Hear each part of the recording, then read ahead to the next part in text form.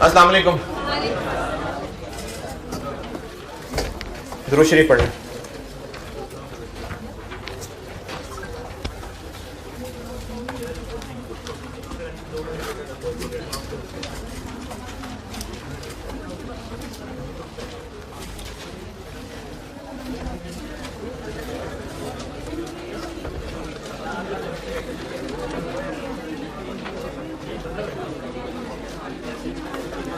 अच्छा, एक चीज़ बड़े अरसे से पेंडिंग रह रही है, वो मैं मजीद पेंडिंग नहीं करना चाह रहा। असेसमेंट की डिस्कशन कर लूँ, फिर प्रोसेस पे आते हैं वापस।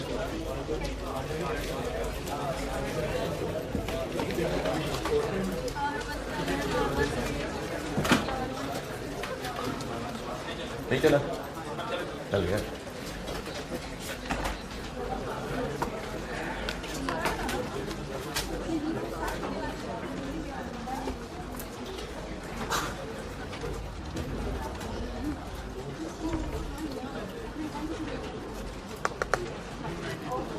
करता हूँ यार अभी असेसमेंट एक।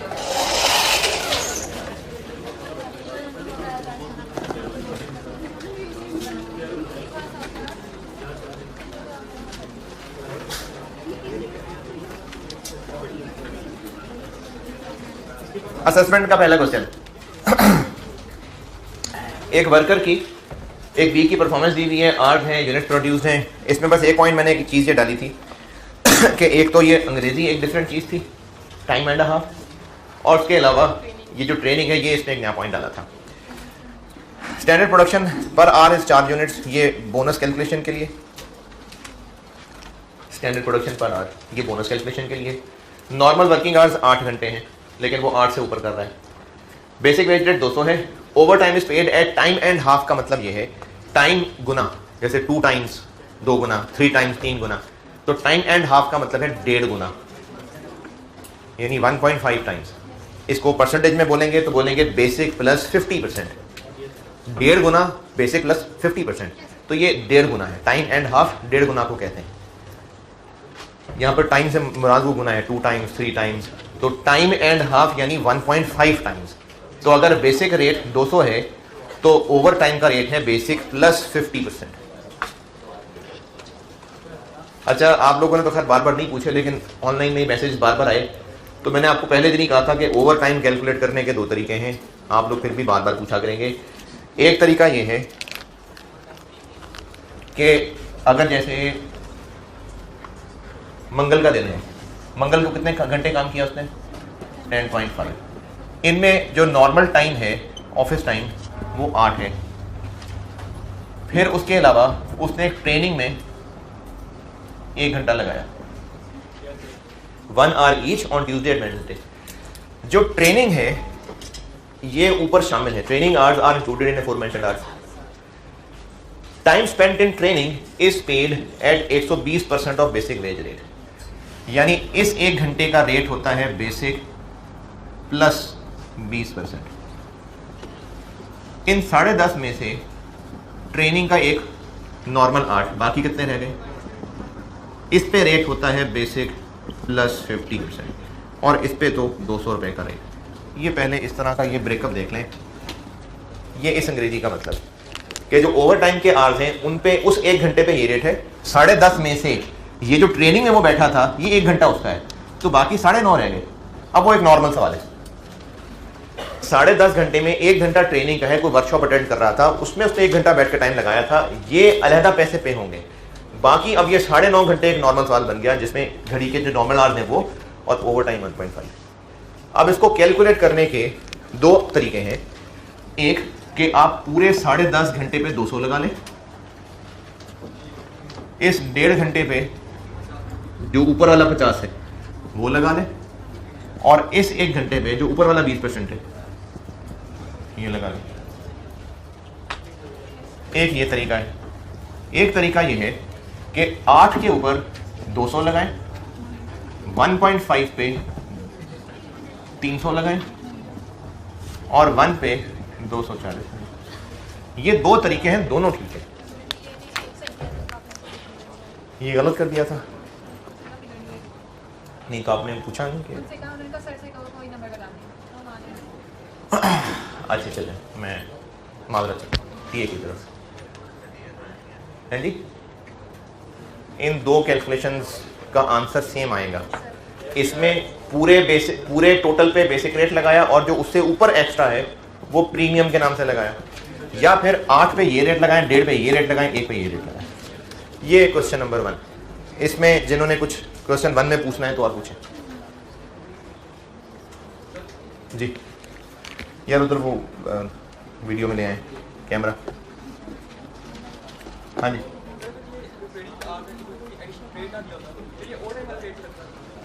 दिया होता तभी तो उसको इस टाइम में मिलाया गया है। इसके ट्रेनिंग के लिए अलग ही होता कुछ, क्योंकि ये काम से हटके चीज है ना, इसके लिए यकीनन अलग इंफॉर्मेशन ही होती, क्योंकि अगर अलग इंफॉर्मेशन ना होती तो फिर वो एक केंद्र में से होता, तो इसलिए अलग बताया होता। ठीक है जी, क्वेश्चन 1 में ये बातें थी। क्वेश्चन नंबर 2 के अंदर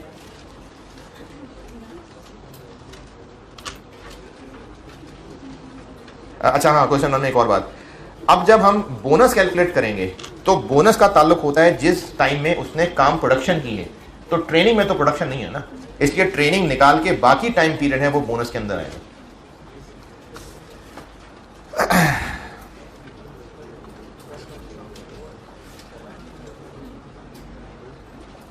अच्छा, किसी को कुछ याद है अगर कि उसने पूछना था तो पूछें, ताकि स्पेसिफिक बात करके मैं आगे चलूं। मुझे नहीं लग रहा कि क्वेश्चन 2 में कोई मसला किसी को था। क्वेश्चन 2 मैन्युफैक्चरिंग डिपार्टमेंट्स हैं, एक एसडी है मेंटेनेंस, और ये OAR बताया हुआ है, ये OAR है, applies FOH to production as follows, ये OAR है। इस डिपार्टमेंट का OAR 70% ऑफ लेबर कॉस्ट है और इसका OAR 40 रुपये पर लेबर आर है। ये OAR बताए हुए हैं। फॉलोइंग अब एक्चुअल डाटा है और इसको कहीं ना कहीं हम इस्तेमाल करेंगे इनको बांटने के लिए। तो जब बांटेंगे, इनडायरेक्ट लेबर खुद ही कह दिया कि डायरेक्ट लेबर कॉस्ट की रेशो में बांटना है, इसकी रेशो में बांटना है। डेप्रिसिएशन नेट बुक वैल्यू की रेशो में बांटनी है। फूड एक्सपेंसेस, लोगों ने खाना खाना है तो नंबर ऑफ एम्प्लॉइज की रेशो में।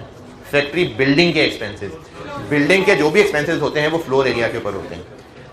अदर ओवरहेड्स मेंटेनेंस डिपार्टमेंट के, मेंटेनेंस, तो ये लिखा हुआ है कि जो मेंटेनेंस डिपार्टमेंट है वो डायरेक्ट लेबर आवर्स की रेशो में बांटना है, तो इसलिए इसको डायरेक्ट लेबर आवर्स ये, और बस अंडर ओवर अप्लाइड निकालना था। ये बांटने से एक्चुअल ओवरहेड्स आ जाएंगे। अप्लाइड कैसे निकलेंगे? वो OAR को, जैसे OAR है 70% ऑफ डायरेक्ट लेबर कॉस्ट, तो ये डायरेक्ट लेबर कॉस्ट, इसका 70% ले लें तो वो अप्लाइड आ गया। 40 रुपये पर आर, 40 रुपये मल्टीप्लाई करें तो अप्लाइड आ गए, और एक्चुअल और अप्लाइड का डिफरेंस अंडर ओवर अप्लाइड।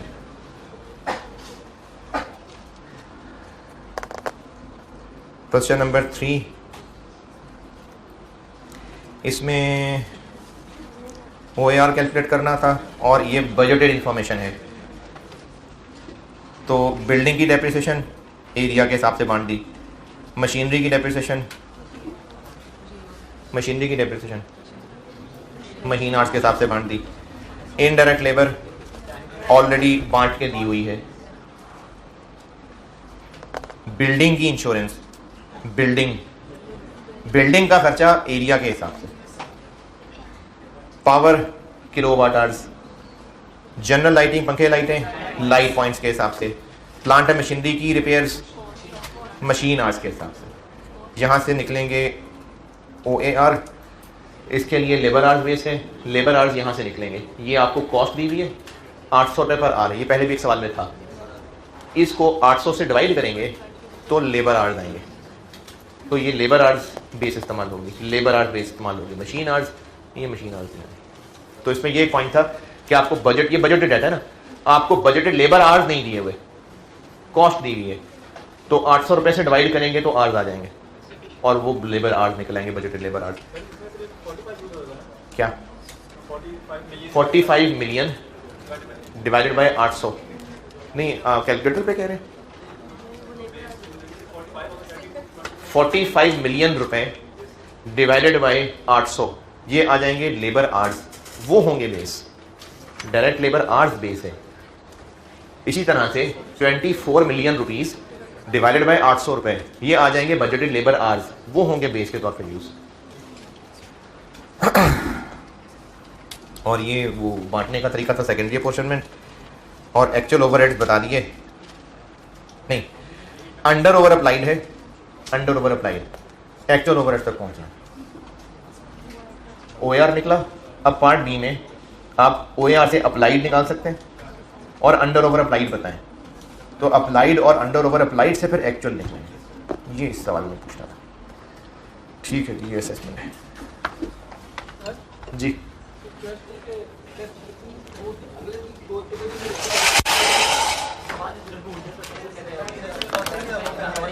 अच्छा, मेरी आपसे रिक्वेस्ट ये है कि टेस्ट के अगले दिन, उससे अगले दिन कहीं के डिस्कस करें, क्योंकि मुझे तो याद नहीं रहेगा। आप कहीं तो बिल्कुल कर लें, मुझे कोई मसला नहीं है जी। आज है टेस्ट, हाँ तो बस सैटरडे को करें डिस्कस। अच्छा, ऑफिशियल जो है ना वापसी, वो 1 वीक है।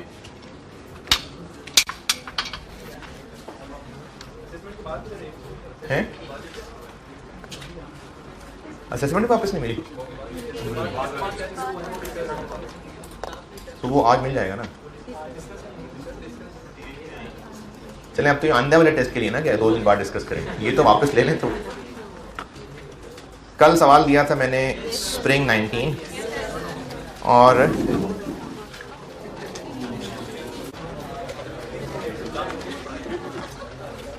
चलें जब तक ये ऑन हो।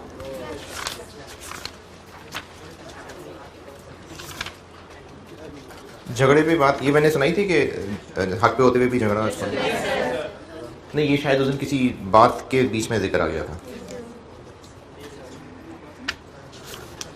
हया की बात की कोई?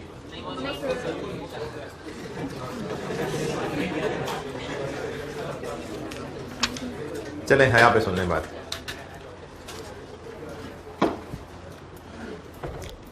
एक अच्छा स्टूडेंट जिसको ये कहा जाए कि जैसे सीए करने के शुरू में अगर कोई एडवाइस ले रहा है, सीरियस बात कर रहा हूँ, सीए के शुरू में कोई एडवाइस ले रहा है जी, कोई टिप बता दें कि एक अच्छा स्टूडेंट कौन होगा जो सीए सारा फर्स्ट टर्म में करे या पास कर लेगा। 1-2 मेन क्वालिटीज़ या जस्ट 1-2 मेन वर्ड्स बस जो डिफाइन कर दें स्टूडेंट को। कंसिस्टेंसी, बिल्कुल ठीक है, ज़बरदस्त। और इसी तरह से और रेगुलरिटी, ठीक है। इस तरह से ना कुछ वर्ड्स हैं। अच्छा, ये वही वर्ड बोला जा रहा होगा जो सबसे इंपॉर्टेंट फीचर होगा। इसी तरह से अगर किसी मशहूर खिलाड़ी या इवन के किसी मशहूर बिजनेसमैन से भी जब उसकी कामयाबी का राज पूछा जाएगा और वो कहे 1-2 वर्ड्स में अगर बोलना है, डिटर्मिनेशन या हार्ड वर्क, मेहनत, ये यकीनन वो वर्ड बोल रहा होगा जो मेन फीचर है। इसके अलावा भी बाकी चीज़ें भी हैं। जैसे अगर एक खिलाड़ी है, बहुत अच्छा खिलाड़ी बन गया, तो वो कहे कि मैं जी फलाने क्लब में खेलता था या मेरी खुराक ये थी, ये भी चीज़ें हैं। लेकिन अगर उसकी इन सारी एक्टिविटी में से मेहनत निकाल दें तो बाकी चीज़ें उसको कुछ नहीं बिगाड़ सकती, वो नहीं बड़ा खिलाड़ी बन सकेगा। डिटर्मिनेशन निकाल दें, नहीं बन सकता बड़ा खिलाड़ी। इसी तरह सीए का स्टूडेंट है और अगर 1 वर्ड कहा कि जी डिटर्मिनेशन, अगर डिटर्मिनेशन निकाल दें तो क्लासेस में आके बैठ जाने से वो नहीं पास हो जाएगा। इसी तरह से ना इस्लाम जो दीन है वो भी एक बहुत बुनियादी करैक्टरिस्टिक पे खड़ा हुआ है। अगर वो करैक्टरिस्टिक निकल गई तो फिर जितने मर्जी वो नमाजें पढ़ ले उसका दीन नहीं बन सकेगा। ये एक बहुत बुनियादी ज़मीन है जिसके ऊपर पूरा जो है ना इस्लाम का पूरी बिल्डिंग है। एक वर्ड होता है हया, जिसको बहुत कॉमन करके हंसी मजाक में वो बेहयाई और कोई शर्म होती है, कोई हया होती है, इसका मजाक बनने शुरू हो गए। हया को इस तरह समझ लीजिए कि ये हमारे अंदर की एक ऐसी ताकत है, एक ऐसी फोर्स है जो हमें रोकती है हमारी कुछ खामियां दुनिया के सामने एक्सपोज होने से। इसमें खामी भी शामिल है, इसमें वो चीज़ें भी शामिल हैं जो इंसानी फितरत के अंदर उसको छुपाने का ही दिल करता है। जैसे हज़रत आदम अलैहिस्सलाम का जो वाक़या कुरान पाक में मल्टीपल टाइम है, तो उसमें एक जगह पर जब डिस्कस हो रहा है उसमें शैतान का अमल कि उसने इनको बहकाया, फिर वो उस दरख्त के पास चले गए जो अल्लाह ने मना किया था। उसने जब ये बहका दिया और वो उस दरख्त के पास गए, फल खा लिया, तो अल्लाह फरमाते हैं कि उसके बाद फ़ौरन ये हुआ कि उनके कपड़े उतर गए। हज़रत आदम अलैहिस्सलाम, हज़रत हव्वा अलैहिस्सलाम, इनका लिबास उतर गया। अब जब लिबास उतरा तो उन्होंने फ़ौरन जो उनका रिएक्शन था, वो फ़ौरन रिएक्शन ये था कि वो पत्तों से अपने जिस्म को ढांकने लगे। ये उनका फ़ौरन फितरी रिएक्शन था। जब लिबास उतर गया, जिस्म बिल्कुल बहाना हो गया, नंगा हो गया, तो उनका फितरी रिएक्शन था कि उन्होंने अपने आप को कवर किया। अगर आपके अंदर बिल्कुल बेगैरती बेहयाई नहीं पहुंची है, आप इस चीज़ को अपने ऊपर भी एक चीज़ इमेजिन कर सकते हैं कि अगर आप पब्लिक प्लेस में हैं और आपके कपड़े उतर जाते हैं, आप सबसे पहला रिएक्शन ये करेंगे कि अपनी बॉडी को कवर करेंगे। ये इंसानी फितरत का हिस्सा है, ये इंसान की फितरत में रखा है अल्लाह ने अपने प्राइवेट पार्ट्स को छुपाना। और शैतान ने ये इसलिए करवाया था ताकि उनके सतर उन पे खुल जाए। ये अल्लाह ने कुरान पाक में फरमाया कि शैतान ने ऐसा इसलिए किया ताकि उनके सतर उन पे खुल जाए। यानी शैतान की यहां से एक अप्रोच पता चली कि वो कपड़े उतरवाना चाहता है। चलो उतरवाना अगर बहुत दूर लग रहा है तो वो कम करवाना चाहता है, जिसको हमारे इस मॉडर्न दौर के अंदर फैशन का नाम दे दिया गया, या और बहुत सारी चीजें होंगी। लेकिन इंसानी फितरत के अंदर शामिल है कि इंसान अपने जिस्म को एक्सपोज करने से अवॉइड करता है। अच्छा, ये तो एक जिस्म की बात हो गई। उसके अलावा भी हमारे अंदर बहुत सारी खामियां ऐसी होंगी जो हम नहीं चाहते कि दुनिया वालों को पता चले, क्योंकि हम वो अकेले में गुनाह कर रहे होते हैं। हम नहीं चाहते इवन के अगर कोई स्मोकिंग भी करता है तो वो हो सकता है मैं पेरेंट्स से छुपके कर रहा हूँ। अब स्मोकिंग जो है ना वो एक बुरी आदत ही है, ये बुरी आदत है, कोई स्टाइल नहीं। जो स्मोकिंग कर रहा है उसमें अगर थोड़ी सी भी शर्म लिहाज होगी तो वो अपने वालिदैन के सामने नहीं करेगा। बल्कि मैंने इसको एट टाइम्स देखा है कि मेरे सामने यानी टीचर को बच्चे खड़े सिगरेट पी रहे हैं और मैं सामने पहुंचा सिगरेट नीचे कर लेते हैं। वो ये है हया कि इंसान के अंदर एक कुव्वत कि वो अपना जिस्म जो छुपाना चाहता है वो एक्सपोज ना हो, या अपनी को खामियां वो दुनिया वालों के सामने ना आए। ये जो अंदर की फोर्स है ना हया, जिसके अंदर ये हया होगी उसके अंदर इस्लाम आ सकता है। जिसके अंदर से हया निकल जाएगी फिर इस्लाम नहीं रुकेगा उसके पास। तो वो एक हया बुनियादी फीचर है इस्लाम का। इब्ने माजा सैयदना अनस रज़ियल्लाहु अन्हु से रिवायत है कि रसूलुल्लाह सल्लल्लाहु अलैहि वसल्लम ने फरमाया, ये 4181 है, बेशक हर दीन की एक खसलत होती है, यानी बिल्कुल बेसिक कैरेक्टरिस्टिक होती है, और इस्लाम की खसलत हया है। तो शैतान जो है ना इस वक्त हमारे मॉडर्न दौर के अंदर, जिसमें कपड़े भी शामिल हैं, जिसके अंदर इस बेस पे, तो खैर मैंने हदीस ही वो छोड़ दिया जिसमें मेरे जज्बाती टॉपिक है, मैं पूरी क्लास ही ना लगा दूँ उस पर, नहीं टाइम नहीं, गुंजाइश नहीं है। शैतान को पता है कि उसने किस तरह से ना हर एक को डील करना है। वो हर एक के हिसाब से डील करता है। हर इंसान के साथ एक शैतान है, वो पूरी जमात का लीडर इब्लीस है, उनकी पूरी मीटिंग्स होती हैं, वो पूरे टास्क एलोकेट होते हैं, तो ये हर इंसान के साथ अकॉर्डिंगली शैतान उसको डील करता है। इस वक्त के हालात में कपड़े कम करवाना एक बहुत आम सी बात है फैशन के नाम पे। फिर कई ऐसे काम जो फिल्मों और ड्रामों के ज़रिए से इसी दौर में शायद उनको बेगैरती समझा जाता होगा, शायद उनको बेहयाई समझा जाता होगा, लेकिन फिल्मों और ड्रामों के ज़रिए अब वो घरों के अंदर आ चुके और फैमिली एंटरटेनमेंट के नाम पे सब फैमिली देख रही है। जैसे चूँकि ये हमारे माशरे में आम हो रहा है, इसलिए मुझे मजबूरन इसका जिक्र करना पड़ना ज़रूरी लग रहा है। कौम लूत पे अजाब आया था, कौम लूत पे अजाब आया था, और उस अजाब की रीज़न ये थी कि वो कौम हम जिन्स परस्ती के अंदर मुब्तला थी। और पिछले कुछ ईयर्स में अगर देखेंगे आप तो ड्रामे, फिल्में इनको एज अ कॉमेडी प्रेजेंट कर रहे हैं। हम जिन्स परस्ती को मजाक के तौर पे प्रेजेंट किया जा रहा है। कोई ना कोई कॉमेडी करेक्टर होगा जो शायद इस तरह की एक्टिविटीज़ में इन्वॉल्व होगा और उसको कॉमेडी बनाया जा रहा है। उससे क्या होगा, कॉमेडी बनाने से क्या होगा कि वो बहुत आसान हो जाएगा हजम करना। और अब जब वो हर फिल्मों ड्रामों के अंदर घर घर के अंदर उतर जाएगा तो ये कॉन्सेप्ट को बेहयाई रहेगी जाएगी। अब उसके असरात हो रहे हैं, इसके असरात हो रहे हैं। और अभी ये चीज़ कॉमेडी है, कल को ये सीरियस होनी शुरू हो जाएगी कि बेचारे इनको भी तो जीने का हक है, इनके भी तो जज्बात हैं। ये चीज़ हो रही है, ये हो रही है और हमारे मुल्क के अंदर हो रही है। तो शैतान क्या करता है कि वो बेहयाई को फैलाता है, क्योंकि हमें इग्नोरेंस है। शैतान गाफिल नहीं है, हम गाफिल हैं। शैतान आज भी अपने उस वादे पे कायम है जो उसने अल्लाह से किया था। शैतान को मोहलत मिली हुई है क़यामत तक की। हम दुनिया में बिजी हो गए, शैतान नहीं है बिजी। शैतान बहुत कमिटेड है, वो अपने उस वादे पे अभी तक कायम है और उसको इस बात का पता है जो हम भूल रहे हैं कि इस्लाम की बुनियादी खसलत हया, ये शैतान को पता है। और चूंकि उसको ये बात पता है तो उसको इस्लाम जिंदगियों से निकालने के लिए मेहनत किस पे करनी है कि हया जिंदगियों से निकल जाए, क्योंकि हया निकल गई तो फिर इस्लाम निकल गया। अभी चूंकि मैंने बात करी दी है सही बुखारी 6120 सैयदना अबू मसूद रज़ियल्लाहु अन्हु से रिवायत है कि नबी अकरम सल्लल्लाहु अलैहि वसल्लम ने फरमाया, बेशक अगले पैगंबरों का जो कलाम लोगों को मिला उसमें यह भी है कि जब तुम में हया ना रहे तो फिर जो जी चाहे करो। ये बात शैतान को पता है, इसलिए वो आपको ज़रूरी नहीं कि आपको ये कहे कि नमाज ना पढ़ा करो, ज़रूरी नहीं कि आपको ये वसवसे डाले कि ज़कात ना दो, ये ज़रूरी नहीं कि आपको सीधा वो कत्ल भी उकसा दे। ये शैतान नहीं करेगा, हर एक को उसके मुताबिक डील करेगा। लेकिन वो ये ज़रूर करेगा कि हया ख़त्म करवाने पर मेहनत करे, क्योंकि उसको पता है कि हया ना रहे तो फिर जो मर्जी चाहे करो। तो इसलिए ना ये फ़िक्र की बात है हम सब के लिए, आप नौजवान लोग हैं सारे, और आपको बेटा ये शदीद किस्म की फ़िक्र होनी चाहिए कि आपके साथ हो क्या रहा है। ये जो आप लोगों के साथ हो रहा है ना इस वक्त फिल्मों ड्रामों के ज़रिए और तरक्कियाँ दिखाने के ज़रिए, जैसे जज्बात ही कर दिया यार, मैं कौस पढ़ा दी मैंने।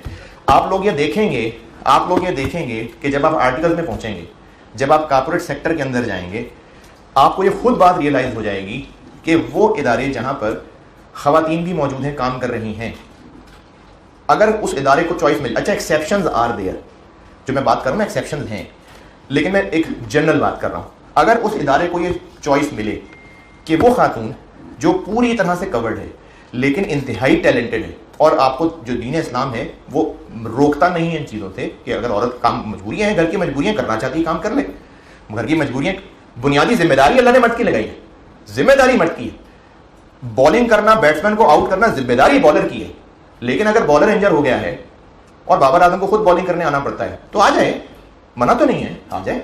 अगर wicket keeper batsman wicket keeper था, इंजर हो गया है, तो कोई और आके विकेट कीपिंग कर ले, टीम है, बिल्कुल ठीक है, हो सकता है। तो डायरेक्टली अर्न करने में मसला नहीं है, लेकिन और कुछ और खराबियों की वजह से अल्लाह ताला ने मर्द की जिम्मेदारी लगाई। हर ये तो टॉपिक अलग है। आपको वो ऑर्गेनाइजेशन बहुत सारी मिल जाएंगी कि जिनके पास अगर ऑप्शन हुई, और ये आपको आर्टिकल में फेस करना पड़ेगा, खासतौर पर वो बच्चियाँ जो यहाँ बैठी हैं, ये मैं आपको रियलिटीज़ और फैक्ट्स बता रहा हूँ। वो इदारे जिनके पास ऑप्शन हो कि उस फीमेल जिसकी लिबास में कोई ख़राबी नहीं है, शरीर टैलेंट काबिलियत है, वर्सेस वो खातून जिसके लिबास क्या हर चीज़ में मसले हैं, टैलेंट में फारिग है, लेकिन उसकी जो भी उसकी ज़ाहिरी हालत है उसमें भरपूर जो है ना वो पूरी, वो ऑर्गेनाइजेशन इस दूसरी वाली औरत को प्रेफर करेगी। ये वो अमूमी इन्वायरमेंट बनता चला जा रहा है कि जिसमें शैतान के ज़रिए से ये बेहयाई फैल रही है। अच्छा, अब वो जो उस इदारे के अंदर असरात होंगे, एक खातून इस तरह से आ जाने से, ये बात ना कहने में आसान है कि भाई मर्दों तुम नजर नीचे रखो, ठीक है, लेकिन असरात होते हैं। आप अपने छोटे बहन भाई को उन गंदे बच्चों के साथ जो बहुत गंदे गंदे कामों में इन्वॉल्व हैं, उनके साथ खेलना अलाउ करेंगे? आपका भाई करे ना मेरे ईमान की हिफाजत, करे ना बहन ईमान की हिफाजत, आप क्यों कंसर्न हो जाएंगे कि आपका बहन भाई उन गंदी कंपनी में ना जाए? क्यों चाहेंगे इस बात को कि ना जाए गंदी कंपनी में? वो कहें कि भाई तुम सिखाओ ना, उसको ट्रेन करो ना, उसका ईमान करो ना मजबूत। अब आप कहेंगे कि छोटा बच्चा है, उसको मैं क्या ईमान मजबूत करूं, उसके असरात पड़ जाने हैं इसके ऊपर, इसलिए आप अवॉइड करेंगे। तो अल्लाह नहीं हमें सोबत अवॉइड करने की बात करेंगे, अल्लाह तुमसे प्यार करते हैं। इसी वजह से ना इस्लाम के अंदर जो रिस्ट्रिक्शंस रखी गई हैं वो भलाई के लिए रखी गई हैं, लेकिन शैतान धोखा क्या दे रहा है? अरे यार पुराने वक्तों की बातें हैं, बड़े हो जाओ, मतलब मेच्योर हो जाओ। मैंने जब भी इस तरह की बातें कभी की हैं, अक्सर कभी कभी जब रिएक्शन आए तो मेरा रिएक्शन ये भी होता है, ग्रो अप मैन, क्या बच्चों वाली बातें कर रहे, क्या कंजर्वेटिव बातें। तो इस्लाम के अंदर जो भी चीज़ें मौजूद हैं वो हमेशा तक के लिए हैं और हैं हमारे भलाई के लिए। तो ये हया से मैंने बात शुरू की थी कि शैतान का टूल इस वक्त बेहयाई को फैलाना है, और वो फैला रहा है, और हम उसका हिस्सा बन रहे हैं। हिस्सा कैसे बन रहे हैं? सोशल मीडिया हमें और हिस्सा बना रहा है। था कोई बहुत बुरा आदमी था, जो भी कर रहा था चुपके कर रहा था, इधर उसकी वीडियो वायरल हुई, मुझे देख के मजा आया, चलो क्यों ना 4 दोस्तों को और दिखाऊं, 4 दोस्तों को फॉरवर्ड कर दो, उनको देख के मजा आया, चलो क्यों ना मैं आगे दिखाऊं, उसने फॉरवर्ड कर दिया। चलो अगर वो मजे के पॉइंट ऑफ व्यू से नहीं भी कर रहा था, उसने कहा तौबा तौबा तौबा, देखो जरा क्या कर रहा है, उस तौबा कराते में भी 4 को तो फॉरवर्ड कर दिया ना। वो जो काम बंद कमरे में छुप के था वो फैल गया, बेहयाई आम हो गई। तो इसलिए शैतान की सारी मेहनत इस वक्त जो है ना वो बेहयाई को आम करने के ऊपर है, क्योंकि बेहयाई आम हो गई तो फिर इस्लाम निकल जाएगा जिंदगी से। बस बहुत हो गया। क्वेश्चन नंबर 1, स्प्रिंग 19, ये मैंने होमवर्क दिया था, क्वांटिटीज कैजुअल से करता हूँ डिस्कस। सवाल की रिक्वायरमेंट थी एंट्रीज और ओपनिंग वर्क इन प्रोसेस 10,000, ये ओपनिंग आ गया, ट्रांसफर इन, ये ट्रांसफर इन आ गया, न्यू मटेरियल, तो ये प्रोसेस 2 केस 2 हो गया। प्रोसेस 2 का सवाल है, नए मटेरियल के यूनिट्स हैं, केस 2 आ गया। क्लोजिंग वर्क इन प्रोसेस, ये closing work in process. Inspection stage,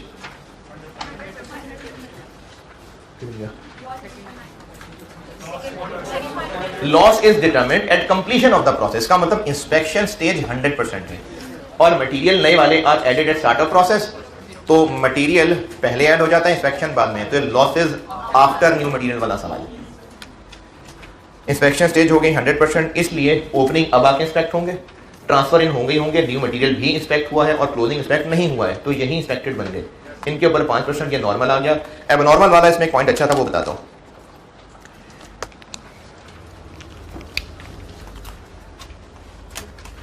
ये लॉस ऑफ ईच लीटर, ये जो इस वक्त हमने कैलकुलेशन की है ये ओपनिंग और इनपुट और वो सब क्या है, वो लीटर्स हैं। नॉर्मल लॉस कितना निकला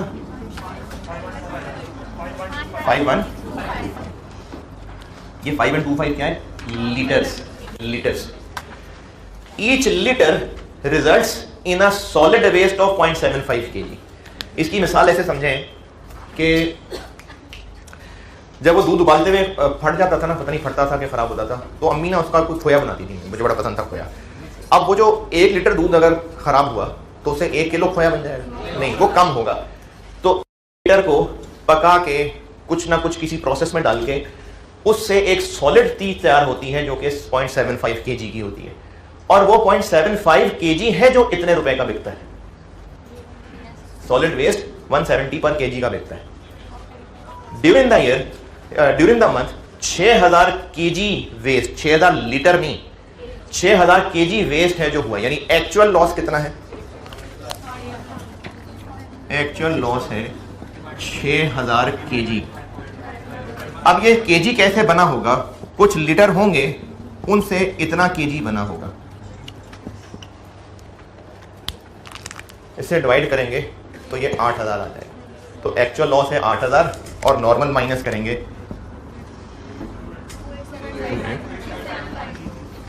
ये पॉइंट था इसमें, और मैंने टेस्ट में भी शायद यही इसी तरह की चीज डाली हुई थी। 2875 एबनॉर्मल लॉस की क्वांटिटी की हद तक बताएं, कोई एतराज है? अब ये 2875 किलो नहीं है, ये लीटर है, क्योंकि क्वांटिटी इसका जो लीटर में चल रहा है, फिर जाके हमारा आउटपुट निकलेगा। 2875 ओके। अच्छा जी, और क्या मसला था? ठीक है, क्वांटिटी स्केड्यूल बन गया। अब इससे आगे ईपी बन जाएगी, क्योंकि न्यू मटेरियल शुरू में ऐड हो जाता है तो इसमें भी हो गया और क्लोजिंग में भी हो गया, और वेटेड एवरेज मेथड था। ईपी में कोई मसला नहीं। कॉस्ट पर यूनिट, हाँ cost per unit weighted average है, इसलिए ओपनिंग वाली फिगर्स आ गई और करंट पीरियड कॉस्ट आ गई। स्क्रैप वैल्यू, ये जो स्क्रैप वैल्यू यहां से माइनस होनी है, इससे पहले मैं आपको एंट्री समझाता हूं। ये 14,000 रुपए पिछले प्रोसेस से आया, ये प्रोसेस डेबिट, पिछला process credit, B debit a credit. फिर नया मटेरियल डाला और कन्वर्जन हुई, work in process debit, raw material inventory credit 7000। Work in process debit, चूंकि ये कन्वर्जन है तो इसलिए वेजेस कंट्रोल भी आ गया, एफओएस कंट्रोल भी आ गया। Work in process debit, wages control और एफओएस कंट्रोल क्रेडिट। मैंने इन दोनों को मिला के ऐसे कर दिया, आप अलग अलग कर लें, कोई मसला नहीं, अलग करें। Work in process debit raw material credit 7000, फिर अगली entry work in process debit, ये क्रेडिट 5600। ये दो एंट्रीज डन। ये एंट्री समझते हैं। ये जो जाया हुए ये अभी इस वक्त केजी हैं, ये सामने लिखे हैं, ये लीटर्स हैं। बेचना क्या है, केजी। तो इनको जब इन लीटर्स की शक्ल में निकालेंगे, फिर पका के जो चीज बन जाएगी वो बेचनी है। तो वो जो चीज बन जाएगी वो स्क्रैप इन्वेंट्री है, वो बिकेगी 170 की, यानी स्क्रैप इन्वेंट्री डेबिट होनी है 170 से। लेकिन इसको 170 तक पहुंचाने के लिए 20 खर्च भी करना है, after incurring further cost of 20 होता है। 170 तक पहुंचाने के लिए 20 पहले खर्च करना है। तो 170 से स्क्रैप इन्वेंट्री डेबिट। मैं आपको नॉर्मल लॉस की एंट्री बता रहा हूं। नॉर्मल लॉस की एंट्री क्या होती है? Scrap inventory debit, work in process credit. चूंकि ये 170 से डेबिट होनी है, क्योंकि ये चीज जो बन जाएगी उसकी स्क्रैप वैल्यू 170 है, और इस तक पहुंचाने के लिए 20 खर्च भी होगा, तो बैंक क्रेडिट 20। स्क्रैप इन्वेंट्री तो 170 की होगी ना।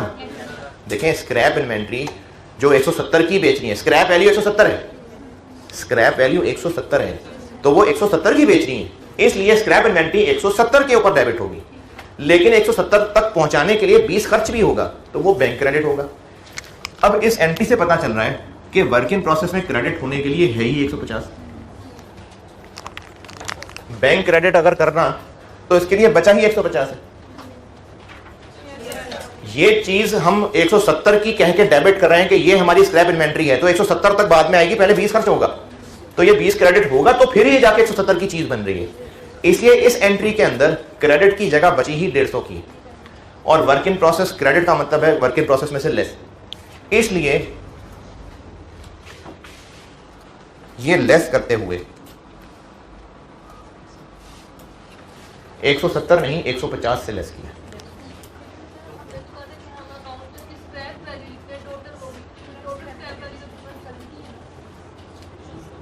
क्या कहा था?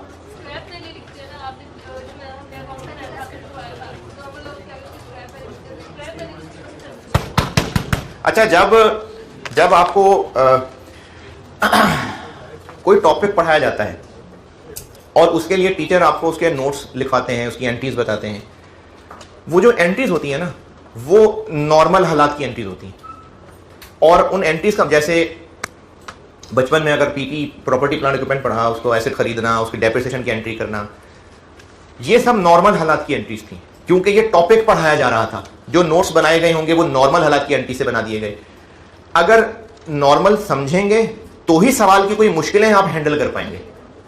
जब टीचर्स क्लास के नोट्स बनवा रहे होते हैं, जब टॉपिक पढ़ा रहे होते हैं, तो वो एक नॉर्मल हालात और जितनी भी चीजें मैक्सिमम कवर की जा सकती हैं उनको कवर करके पढ़ाते हैं। लेकिन सवाल में कोई ऐसी फनकारी हो सकती है जो आपको वहां नॉलेज मिला, उसकी बेस पे आप कुछ शक्ल उसकी बना सकें। इस तरह के जो मसले हैं ना, जैसे ये जो 20 रुपए वाला मसला है, इसको मैं जनरल नोट्स में अमेंड नहीं कर सकता। सवालों के अंदर इतनी अजीब अजीब सी मुश्किलें बाज़ औक़ात आ जाती हैं, जैसे वो जो स्प्रिंग 10 के अंदर नॉर्मल लॉस कैलकुलेट किया था, स्प्रिंग 10 नॉर्मल लॉस, वो नॉर्मल लॉस हमने कैलकुलेट किया था कि एबनॉर्मल लॉस 0, आउटपुट भी नहीं पता था, नॉर्मल लॉस भी नहीं पता था, तो हमने बाकियों को टोटल किया और उसको 5/105 किया था। ये चीज़ नोट्स पढ़ाते हुए नहीं बताई जा सकती। यानी अगर इन चीज़ों के मैं आपको शुरू से नोट्स ही लिखवाना शुरू कर देता तो ये उसमें किस तरह से, ये फार्मूला कैसा बना के दिखाता। सवाल में तो कुछ भी मिसिंग हो सकता है ना, कुछ भी डिफरेंट स्टाइल से पूछा जा सकता है। तो इन सब चीज़ों को आप अपने नोट्स में अमेंड नहीं किया जो किया जा सकता होता है वो ऑलरेडी हो जाता है। लेकिन कई ऐसी चीज़ें सवाल के अंदर बहुत मुश्किल तरीके से पूछी हो सकती हैं जो उस तरह से नोट्स में नहीं अमेंड हो सकती। अगर वो सारा कुछ नोट्स के अंदर डाल दिया जाए तो वो इतना कॉम्प्लिकेटेड हो जाएगा कि बच्चे की अंडरस्टैंडिंग ही नहीं बन पाएगी। जैसे FR 1 में आप कैश फ्लो स्टेटमेंट पढ़ के आए हैं, जो लोग पढ़ चुके हैं, जो पढ़ रहे हैं वो पढ़ लेंगे। कैश फ्लो स्टेटमेंट एक चीज़ है, जिन्होंने पढ़ी हुई है उनसे बात कर रहा हूँ। आपको जो फॉर्मेट टीचर्स ने पढ़ाया, लाजमी हर सवाल के अंदर एक एक लाइन उस फॉर्मेट के अंदर ही होगी। हो सकता है कभी कोई ऐसी चीज़ टेस्ट हो जाए जो फॉर्मेट के अंदर नहीं थी। तो जो टीचर ने आपको कैश फ्लो का फॉर्मेट पढ़ाया वो नॉर्मल हालात में उसमें भी जितना उसको कवर कर सकते थे कर लिया, ताकि एक बेस कॉन्सेप्ट बन जाए। अब जब कॉन्सेप्ट बन गया उसके बाद अगर कोई बहुत मुश्किल सा पॉइंट टेस्ट हो जाए तो आप हैंडल कर सकें। अगर ऐसा किया जाए कि दुनिया जहान में जितने भी सवाल मौजूद हैं, जो जो पॉसिबिलिटीज हो सकती हैं, उन सब को डाल के कैश फ्लो का फॉर्मेट बना दिया जाए और बच्चों को कहा जाए बस ये याद कर लो, तो वो बज़ाहिर तो उसको रट्टा लगा लेगा, लेकिन इतने कम्प्लेक्स फॉर्मेट से उसके कॉन्सेप्ट नहीं बन सकेंगे। तो ये वाली बात ना, ये मैंने आपको जो नोट्स में बताई थी, ये मैं उसमें अमेंड नहीं कर सकता। हाँ, मैंने डेबिट क्रेडिट किया था, डेबिट क्रेडिट पूरा किया था कि scrap inventory debit, process credit scrap value से। अब उसमें से कितना पे मजीद खर्चा होगा ये मैं उस एंट्री में नहीं अमेंड किया हुआ। अब यहाँ पर मैं आपको इसीलिए इसको डेबिट क्रेडिट की शक्ल से सिखा रहा हूँ कि इसमें कभी डिफरेंट चीज़ आई तो उसको हम कैसे अमेंड करें। स्क्रैप इन्वेंट्री 170 से होगी, क्यों? क्योंकि बिकना 170 का है। लेकिन यहाँ पर मैंने 150 क्यों लिखा? ये बात मैंने आपको डेबिट क्रेडिट से साबित की कि 170 तक को तब पहुंचेगा जब सॉलिड बनेगा, तो उसको बनाने के लिए 120 रुपए भी खर्च होगा, तो वो बैंक क्रेडिट। अब एंट्री में यहाँ जगह ही 150 की, 170 की जगह ही नहीं, इसलिए 150 प्रोसेस में क्रेडिट होने का मतलब है कि यहां से 150 वाली अमाउंट लेस होगी।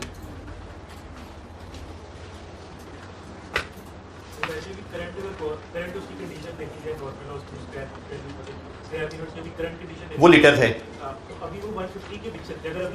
हाँ ठीक है, शाबाश, ये भी एक एंगल है कि वो अभी शक्ल ही उनकी लीटर है, तो वो जो लीटर वाली शक्ल है उन्होंने तो 170 का नहीं बिकना, वो तो नेट 150 के बिकेंगे। तो हाँ ठीक है, ये भी एक पर्सपेक्टिव।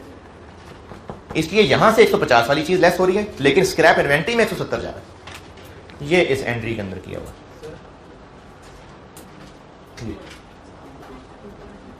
ये कि ये 170 से है, ये बैंक है, और ये फिर आगे 150 से।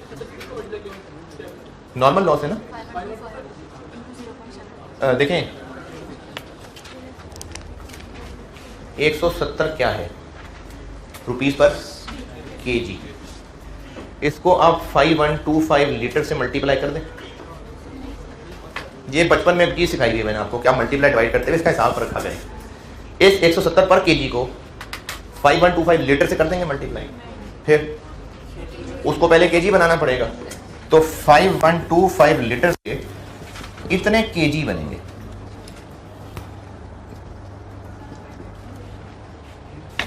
अब आंसर जो है वो रुपए में आएगा। तो 5125 इंटू 0.75 इंटू 170 वो ये। लेकिन चूंकि इन दोनों से टोटल करके फिगर आ रही थी तो मैंने वो ब्रैकेट में नहीं दिखाई, वरना ये है 5125 इंटू 0.75 इंटू 170। जी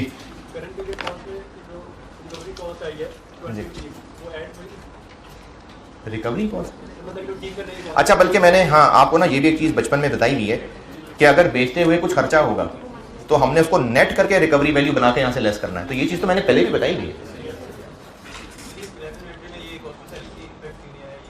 किसका स्क्रैप इन्वेंट्री में हम किन को रख रहे हैं, लीटर्स को कि केजी को? स्क्रैप इन्वेंट्री जो स्क्रैप के तौर पे बिकनी है, केजीज को ना। तो अगर हम उसको केजी की शक्ल में डेबिट कर रहे हैं तो इसका मतलब 20 रुपए खर्च हुए हैं तो वो केजी में डेबिट हो रहा है। तो इसलिए वो बैंक क्रेडिट हमने किया है, तो स्क्रैप इन्वेंट्री में 170 गया है। स्क्रैप इन्वेंट्री फिजिकल चीज है जो सॉलिड है, उसको डेबिट करने का मतलब है कि अब हमने वो फिजिकल बना लिया, तो कैश क्रेडिट हुआ है तो वो बना है ना, इसलिए बैंक क्रेडिट हुआ है। ये इसमें पॉइंट था, बाकी तो उन कैलकुलेशन से फिगर्स ही उठाई हुई हैं। और आपने इसमें जो पूछना है पूछें जी।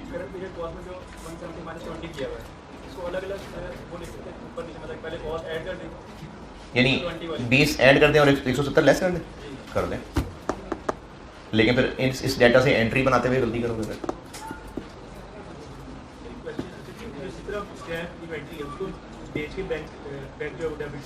हाँ। क्योंकि हमने वर्क इन प्रोसेस में उसका क्रेडिट ले लिया, कॉस्ट में से कर दी माइनस। और रही बात एबनॉर्मल की, तो उसको बनाते हैं ना इनकम।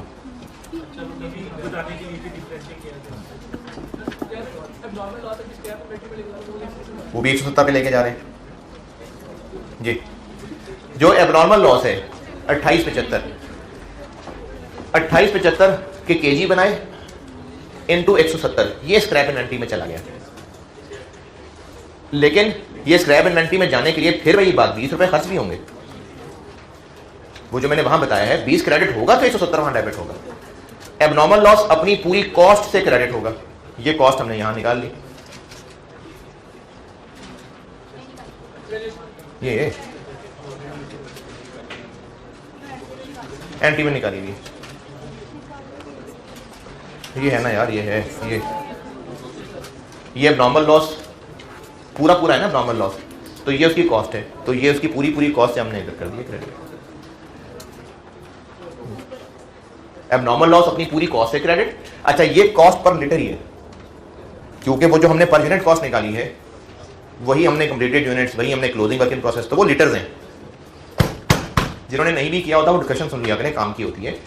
ये 268.42 ये रुपीस पर लीटर है, क्योंकि ये सब क्या है लीटर हैं। ये क्या है, तो जब ईपी लीटर्स में है, इसी ईपी से डिवाइड करके जो कॉस्ट पर यूनिट है वो क्या है, वो रुपीस पर लीटर है। तो जब रुपीस पर लीटर है तो मल्टीप्लाई भी वो नंबर ऑफ लीटर से होगा।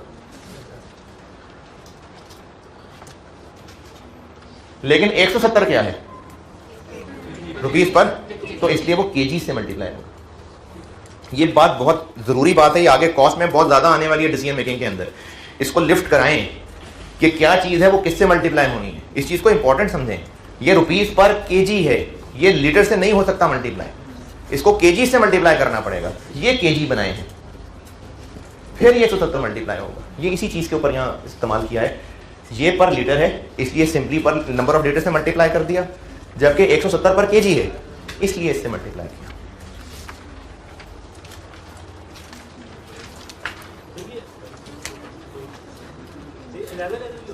मुश्किल सवाल है, करना है तो करना है, नहीं करना तो छोड़ने से ये मर जाएगा।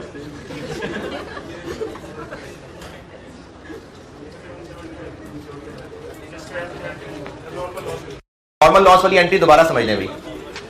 एबनॉर्मल लॉस की कंपाउंड एंट्री हम क्या करते हैं? Scrap inventory debit, P&L debit और abnormal loss credit. Abnormal loss कितने से क्रेडिट? कॉस्ट से। ये उसके लीटर है और ये कॉस्ट पर लीटर है। ये यहां नीचे वर्किंग 3 में निकाली हुई है। तो कॉस्ट पर लीटर को इसके लीटर से कर दिया multiply. Abnormal loss credit, scrap inventory debit, scrap value से। ये 170 रुपए पर केजी है, इसलिए हम 2875 से सीधा सीधा मल्टीप्लाई नहीं कर सकते।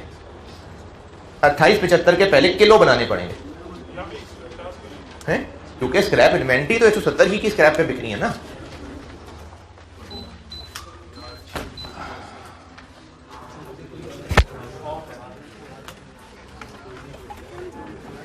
यहां है लिखा हुआ scrap inventory. Scrap inventory 2875 litre into 170 नहीं कर सकते।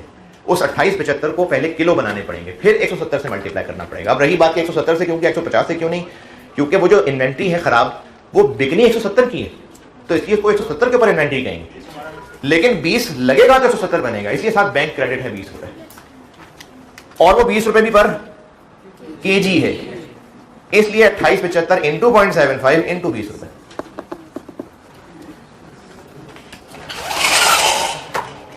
सवाल लिखें।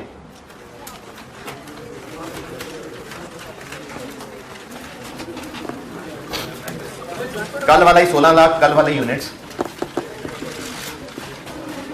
16 लाख और यूनिट्स वही हैं। अब जो नई बात है वो बता रहा हूं। कल वाला जॉइंट प्रोडक्ट वाला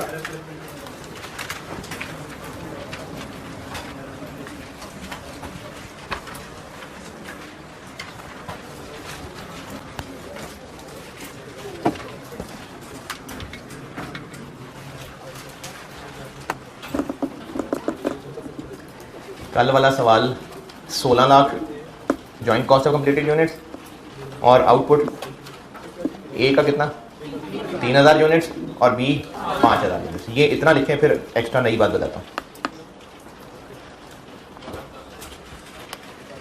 चलें दोबारा सुनने जो लोग कल नहीं थे। Following information relates to process 1 for the month of May. Cost of completed units, cost of completed units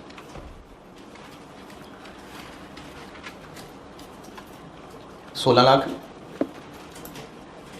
और output joint product A 3000 units और joint product B 5000 units.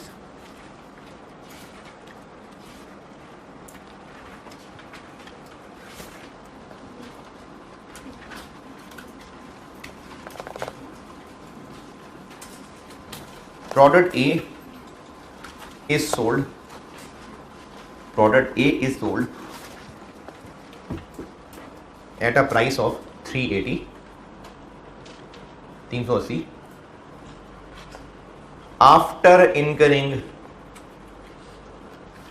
a further processing cost.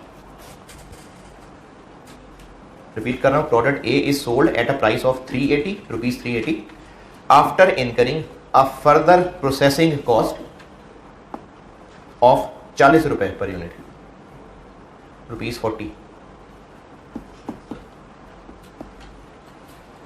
और यही सारा sentence B के लिए लिख लें। Price 425 और फर्दर प्रोसेसिंग 130। यही सारी बात बी के लिए भी आ जाएगी, बस उसमें प्राइस है 425 425 रुपए और फर्दर प्रोसेसिंग कॉस्ट है 130। मैंने कहा यही जो प्रोडक्ट ए की लाइन लिखी है ना, सारी लाइन सेम बी के लिए भी है, बस फिगर्स बदल रहा हूं। सेल प्राइस 425 यानी 425 रुपए और फर्दर प्रोसेसिंग कॉस्ट 130। जी पर यूनिट। अच्छा, कॉस्ट टू सेल पर यूनिट, ए की है 10 रुपये, बी की है 5 रुपये। ए 10 है, बी 5 है। इस सवाल की कहानी ये है कि प्रोसेस 1 से आउटपुट निकला है कितना, ए 3000 और बी 5000। कल जो सवाल किया था उसमें क्या था कि इसकी सेल प्राइस और इसकी सेल प्राइस थी, यानी ये दोनों अभी जिस हालत में है वही फिनिश गुड है। अब इस सवाल में चेंज ये कर दिया मैंने कि इसने जाना है एक और प्रोसेस में, उसको मैं चलो P2 कह लेता हूं, फिर उसके बाद ये जाके कहीं 380 का सेल होगा और यहां उस पर 40 रुपए खर्च हो जाना है। इसी तरह ये अभी सेलेबल नहीं है, इसने एक प्रोसेस में जाना है जहां इस पर लगने हैं 130, फिर कहीं जाके ये 425 का बिकेगा। कल वाले उसमें फर्क क्या है, कल फौरन बिक रहा था, अब आफ्टर फर्दर प्रोसेसिंग बिकेगा, और जब बिकेगा तो 10 रुपए इस पे खर्च होंगे और 5 रुपए इस पे। अब सवाल में और रिक्वायरमेंट वही है कि एलोकेट कर दें बेस्ड ऑन टोटल NRV और कॉस्ट पर यूनिट निकाल लें। मैंने तो भी सवाल लिखवाया है सिर्फ। रिक्वायरमेंट सेम है, एलोकेट करना है टोटल NRV की रेशो में, वही जो बिल्कुल कल वाला सवाल में किया था, और कॉस्ट पर यूनिट निकालनी है।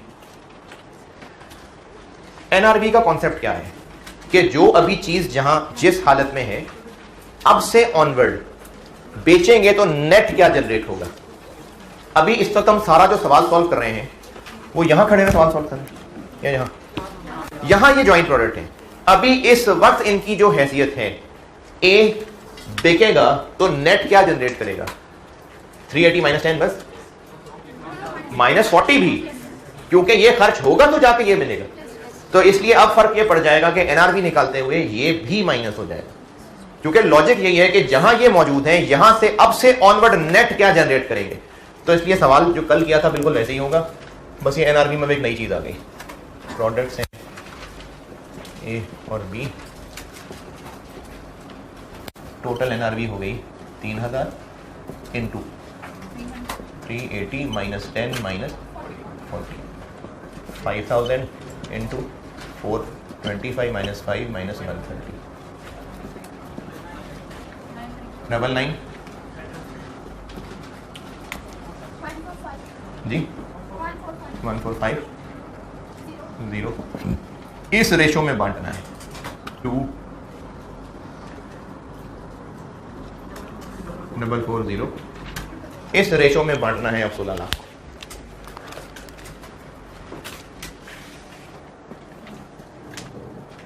इसी के आगे है एलोकेशन हो जाएगी 16 लाख इंटू 990 244।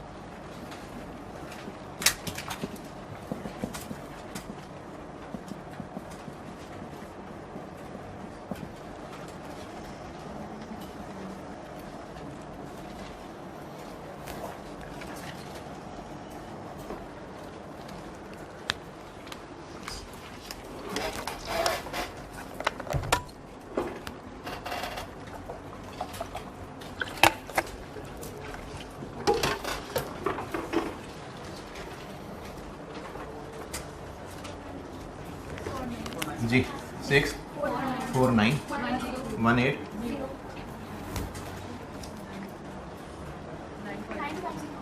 950 820।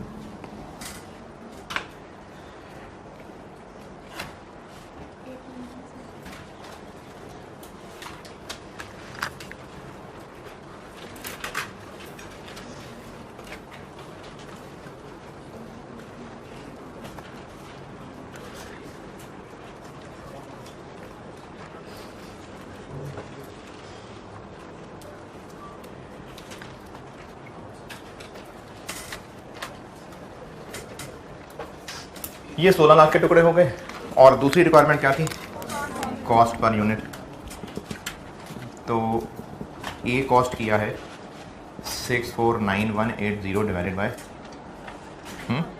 3000, और बी कॉस्ट किया है 950 डिवाइडेड बाय 5000। 190.3।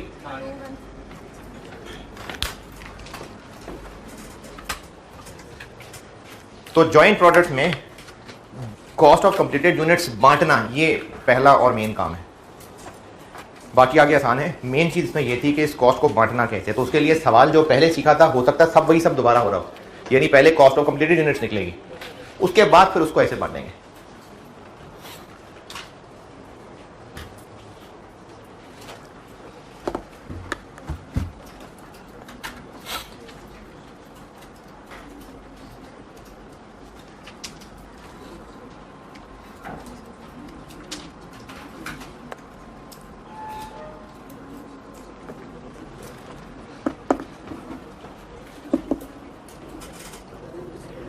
सवाल लिखें।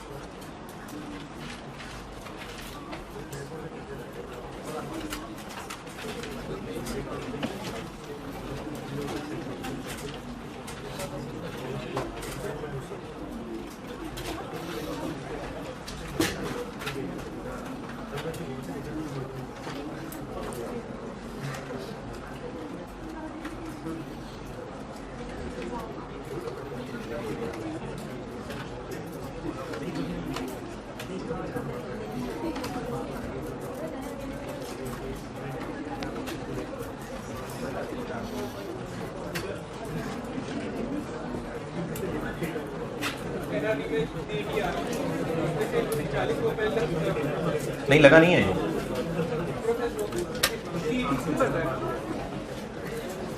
अभी लग चुका नहीं है, अभी तो हम यहां खड़े हैं, अभी हम ये सारी कैलकुलेशन जहां खड़े हैं, अभी तो ये नहीं हुआ process to.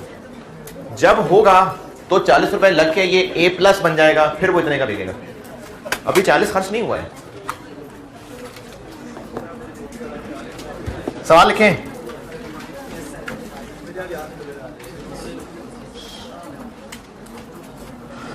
Following information relates to process 1 for the month of May। Question लिखवा रहा हूँ जी होमवर्क के लिए। Following information relates to process 1 for the month of May। Process 1 कह रहा हूँ भाई, ये हम प्रोसेस 2 पढ़े, जॉइंट प्रोडक्ट पढ़ने शुरू कर दिए, प्रोसेस 2 तो खत्म हो गया।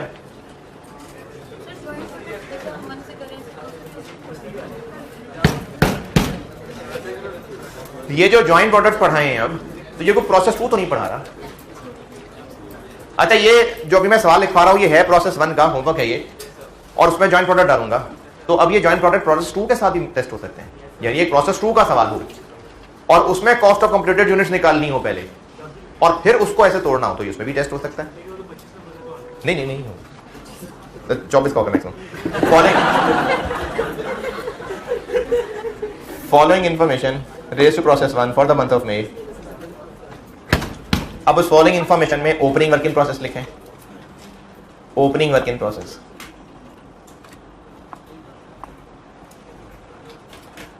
3000 kg, 3000 kg, ये हैं 70% कंप्लीट, 70% कंप्लीट, और कॉस्ट है इनकी मटेरियल 120,000 और कन्वर्जन 180,000। ओपनिंग की कॉस्ट बता रहा हूँ, मटेरियल इस पे 1,20,000 लगा हुआ है और कन्वर्जन 1,80,000, 120,000 और 180,000। ये ओपनिंग वर्किंग प्रोसेस हो गया। करंट मंथ डेटा है जी 70% कंप्लीट थे। Current month data, direct material cost 8,10,000, 8,10,000।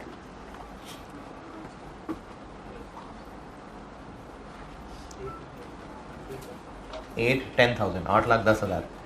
Bracket में लिखिए 18,000 kg, 18,000 kg, ये डायरेक्ट मटेरियल इनपुट हो गया। डायरेक्ट मटेरियल कॉस्ट बताई है 810,000, ये रुपए है, और क्वांटिटी बताई है मैंने 18,000 kg। कन्वर्जन कॉस्ट 750,000, 7.5 लाख रुपए, 750,000।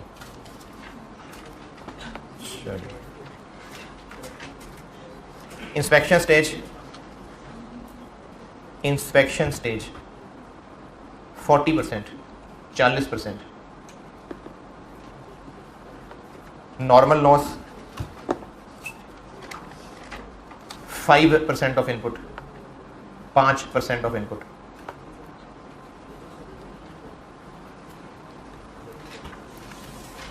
Closing work in process,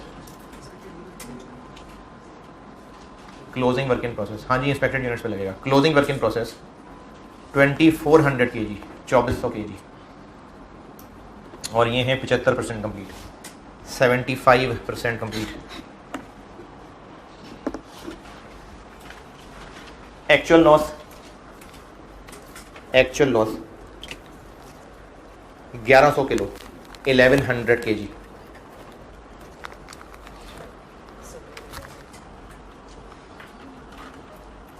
scrap value of defective units,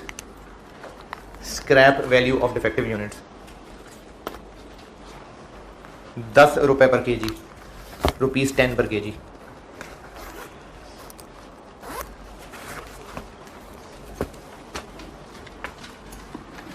और क्या है क्या, नहीं और भी रहता है अभी कुछ। Output comprises of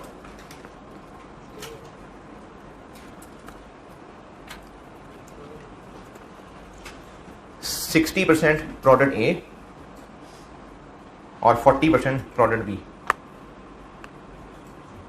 60% A, 40% B. ये मैं उनकी स्टेज ऑफ कंप्लीशन नहीं बता रहा, यानी अगर आउटपुट 10,000 किलो है तो उसमें से 6,000 किलो ए और 4,000 किलो बी, ये मुराद है इससे। Product A is sold at 200 रुपए पर केजी, ₹200 पर केजी।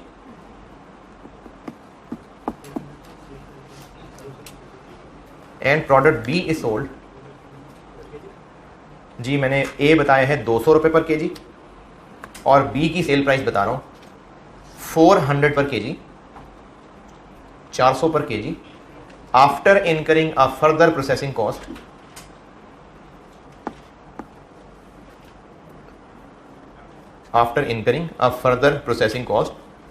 ऑफ ₹60 पर केजी। यानी ए फौरन बिक जाता है और बी फर्दर प्रोसेस होके बिकता है। ए बिकेगा 200 पर केजी का और बी बिकता है 400 पर केजी, लेकिन 60 रुपए पहले खर्च होगा, फिर 400 का बिकेगा। रिक्वायर्ड है कॉस्ट पर kg of A and B using weighted average method. Opening work in process है ना। अच्छा, ये कोई ज्वाइंट प्रोडक्ट की कॉस्ट निकालने का मेथड नहीं है, वेटेड एवरेज मेथड और फाइफो मेथड। वो तो सवाल में फाइफो था, वो ओपनिंग था इसलिए बता रहा हूँ। ओपनिंग वर्क इन प्रोसेस है इसलिए कह रहा हूँ कि इसको वेटेड एवरेज मेथड से कर दें। ठीक है जी, ये होमवर्क है। अल्लाह हाफ़िज़।